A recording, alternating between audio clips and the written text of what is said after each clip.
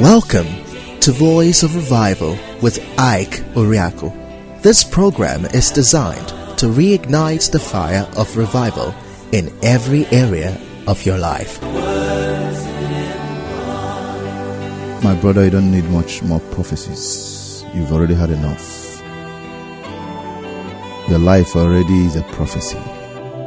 What you need is the Word of God. You have been going around from one church to the other. They've told you the names of all your enemies. They've prophesied to you, and yet it is not coming to pass. They've even told you to attach a seed to the prophecies, and you have done that. Wonderful obedience. But you don't need prophecies. What you need is the Word of God. You've had enough. Unfortunately, we are in a time when people are neglecting the efficacy of the Word of God, and they are running after people that will call their phone numbers and call the names of their villages without meeting them for the first time. Such an exciting time we are in. But that's why the church has lost the power. The most vulnerable Christian alive now is the one that carries the Bible without opening it.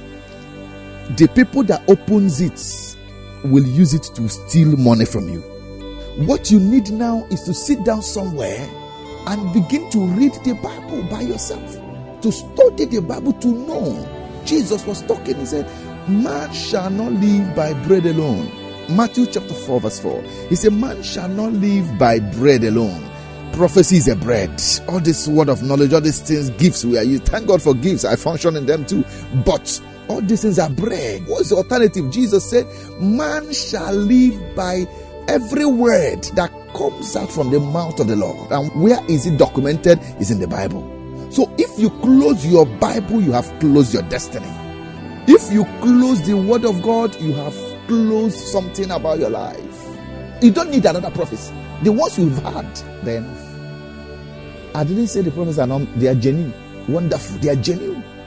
But if the Word of God will be dwelling richly in you, you don't need to go and begin to hunt for anybody to see anything for you anywhere. The real problem the church is having now is that we are opening churches everywhere where they are not opening the Bible.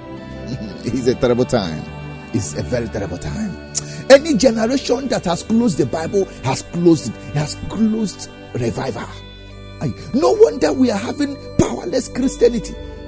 No wonder we are having people of God who cannot stand the test of time. Why? Because they have closed the Bible. Daniel was talking, he said in Daniel chapter 11 verse 32, and the other side of it, he said, they that know their God, they shall be strong. And then after being strong, they will now do exploits. You want to do exploits, but you don't want to be strong. That is the problem. When the prophecy hits your head, it's depending on the Word of God in your heart to be activated.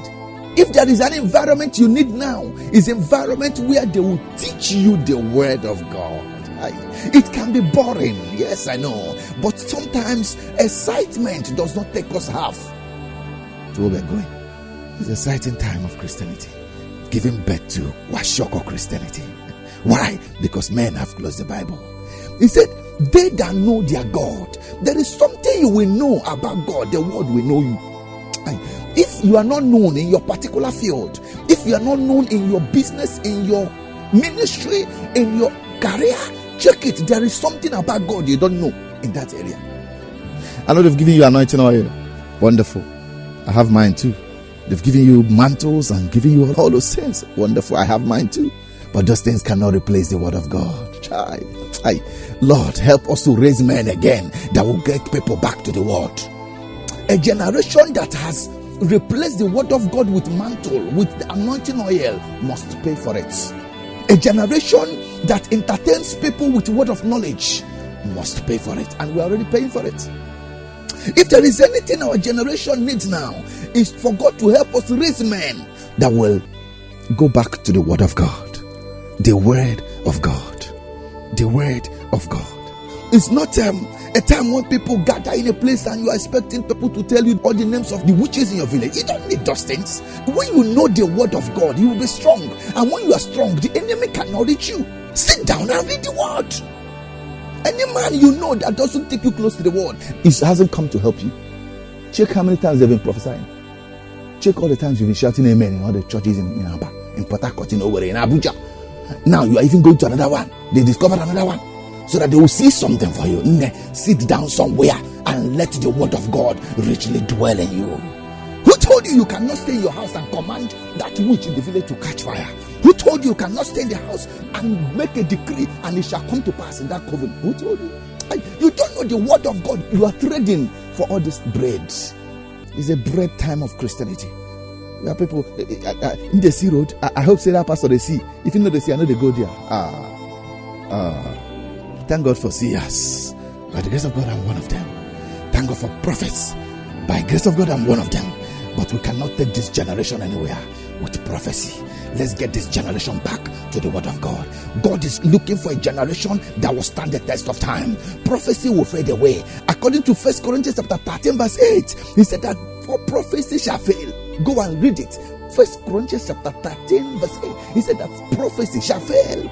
Matthew chapter 24 35, he said every other thing will vanish, but the word of God will never vanish. It must come to pass. How can I begin to look for things that will vanish at the expense of something that have come to stay? Friend, if there is anything you need now, is the word of God. Anything that was not said in the Bible is not as good as anything that any man is saying anywhere. You don't need all this jingoism and thank God for gifts. But a generation that depends on gifts, whether spiritual or physical, that generation must drift. We already drifted in our time because we have closed the Bible. Go back and open your Bible. Stop only opening it when you are going to church on Sunday morning. That Bible is carrying your destiny. There is no prophet that is carrying your destiny. You are the one that is carrying your destiny. They did not burn you and attach you to any man or woman of God anywhere. You are the one that is sitting on your destiny. If you can open your Bible and add it with a prayer life, sister, what you are looking for will start looking for you. Thank God for men of God. Thank God for spiritual fathers. Thank God for mentors. And I have a lot of them too. But let us tell this generation the truth. We did not die for them. There is a man that died for them. That man has bottled his intention for them inside the word of God. Let's get them back to the word.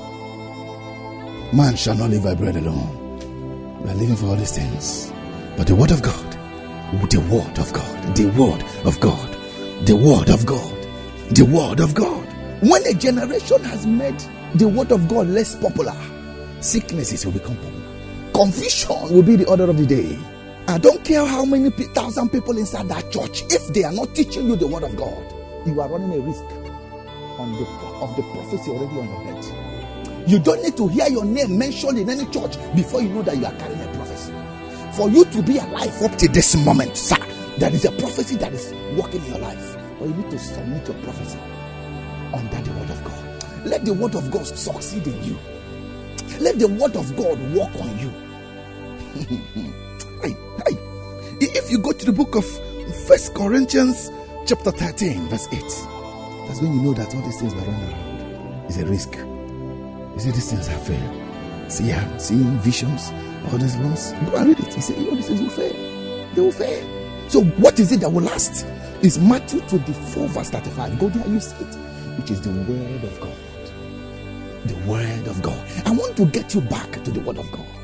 I know you used to study it before, but because of challenges, you are no longer having time. And the enemy knows. The enemy can allow you to travel from here to all over the world looking for miracles, but he won't allow you to open the Bible because he knows what will happen when you open the Bible. I laugh at my generation when we entertain ourselves with gifts. I cry for my generation when I see ourselves making ourselves celebrating moribund fire that does not have foundation.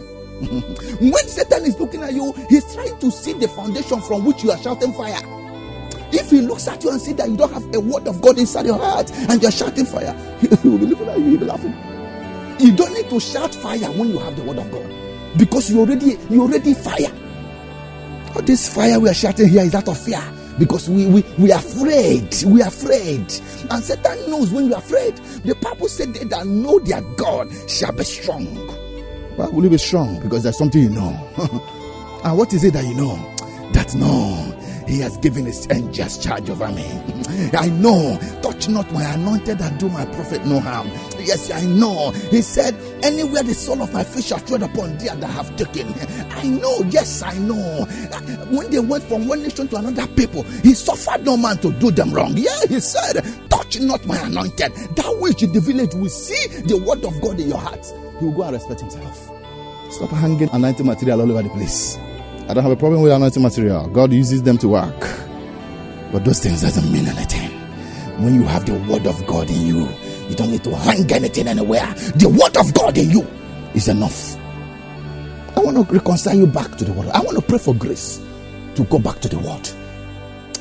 If you can master the word, if the word will succeed in you, you will make him part in the word. Let me pray for you now. Father, have grace to get back to the word. Grace to study it. Grace to have appetite. Job said, I have esteemed your word above my food. The food I eat, the ice cream I drink, the water I drink, I have esteemed your word. Because how can a man make his way pure? It is by taking heed of the word, according to David. Lord, let that grace come upon my listener now. I know he wants to make him part. He doesn't like it that he's traveling from here and there, going all over the place. Lord, looking for solution. Lord, the solution is already bottled in him. Grace to open the Bible, Lord, I ask. Let the prophecies on his head begin to be activated. Every prophecy on his head that looks as if they are dead, Lord, let those prophecies begin to speak now. Men of God have laid hands on them. They have sowed seeds. They have done all manner of sacrificial activities. Oh, for your kingdom. Lord, may those things begin to speak for their favor. In the name of Jesus Christ. Anytime they open the Bible again, Lord, let something jump out from the Bible and attack and hit their lives. Let it be so, my Father. Thank you, Father. We hear testimonies from them. In Jesus' mighty name we pray. I congratulate you, friend. Start going to Bible study. It helps. Don't wait for when they are doing night of fire, night of vengeance before you go to church. Those ones are activities. The real thing is in this Bible study. Look for a church where they are teaching Bible. Go. That's where the power is. Satan is afraid of what you know. What you don't know is why you are in prison. If Satan will make you keep depending on one prophet anywhere, I don't care how anointed he is, you are in prison. Satan is afraid when you know something for yourself. When you know what God has said about you. You don't know what it means for a man to hang on the cross for your sake. How can Jesus die for your sake and you still be living a life of misery? It's because you are living in ignorance. Look for a place where they will teach you what Jesus has done for you. Thank you, Father. Thank you, Father.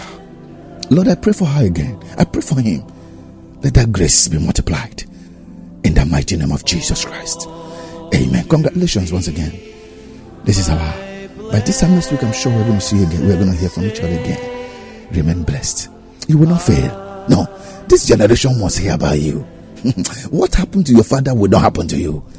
The people that frustrated your elder brothers, they will be frustrated by your presence. And equip you to take over what they have taken from your father's house. Let it be so, my Father. In the name of Jesus Christ. Amen. God bless you. We give it to you, Lord. All to Jesus.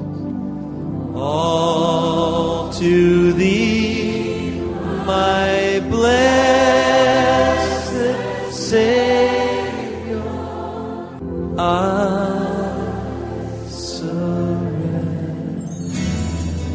Thank you for listening. We trust that you've been blessed by today's episode of Voice of Revival. For prayers, counseling, and further inquiries, call Ike Oriakụ, your host, on 081 8615 0484 081 8615 0484. Till we come your way again, same time, same station. Stay revived.